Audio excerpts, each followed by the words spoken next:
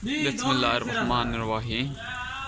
बहुत ज़्यादा बारिश हुई है। गली के हालात वाकया तक सकते हो।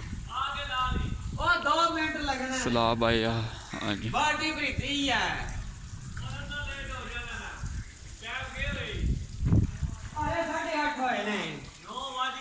नहीं नहीं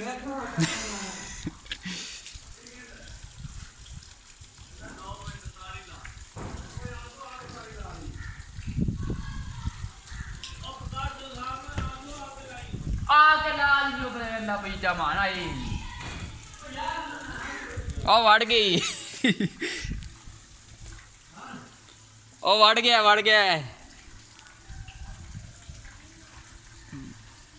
जिथे गैस का वाइट पैप नज़र आ रहा है इतों तक पानी आ गली में। बहुत बारिश हुई है, बहुत बारिश हुई है।